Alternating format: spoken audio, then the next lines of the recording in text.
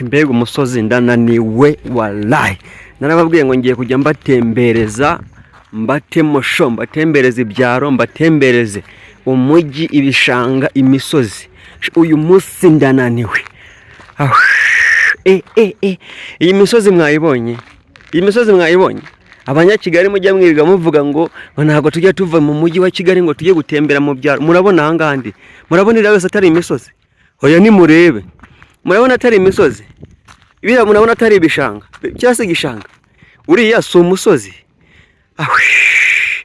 Mana yanjye, uyu munsi nabatembereje guys. Murabizi ko muri inshuti zanjye kandi mu bantu nkunda, muri abambere. Ariko ntabwo nari bujye mu cyaro ngo mbure kubatangariza ko nahageze. Narababwiye umunsi natembereye umujyi nzajya mbatembereza, ninembera icyaro mbatembereza. Ariko uyu musozi wawubonye?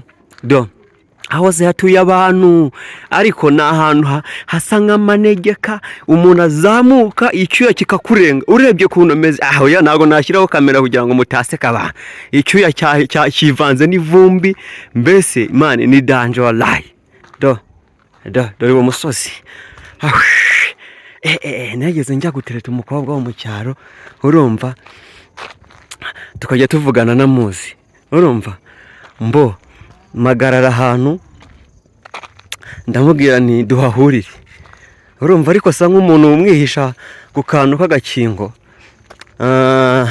Arazamuka, ndamubwira nti ntabwo ndimo gukubona, urumva guys. Mbo arazamuka, nanjye sinamwiyereka. Yo asa nk'unambukaho, nanjye sinamwiyereka. Mubonye uzi ibintu namukore? Nanze kumwiyereka, mpita ngenda nyonyomba,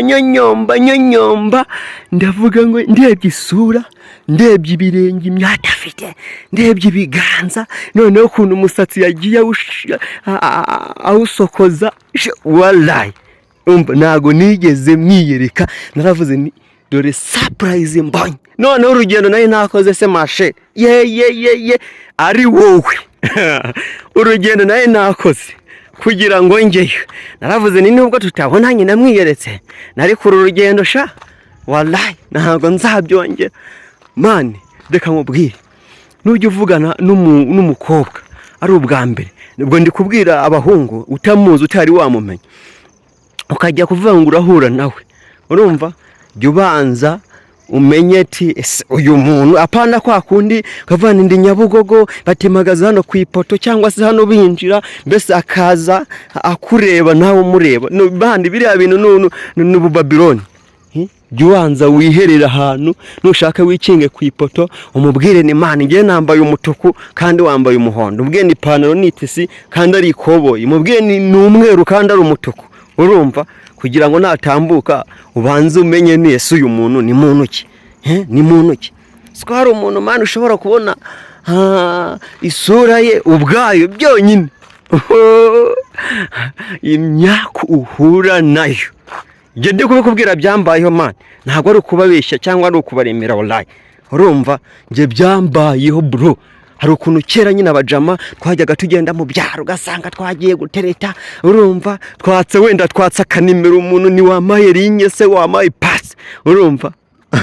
Ariko bro tugatangira duteretana ibintu by'urukundo bya joteme bikazamo, tugapanga igihe cyo kubonana kwa kundi kavani umuntu atuye mu gakaritsiye, tukemera tugakora urugendo rw'amasanga tujya muri bakaritsiye atuyemo. Ariko wagerayo wareba umuntu ugiye guhura nawe bakavuga ni wallahi, iyo mbimenye amaguru yanjye nakoze imisozi natambutse, ukuntu usa n'icyuya nabize, iyo mbimenya ntago mba niriwe nza, urumva. Ubwo rero ndabarabuye.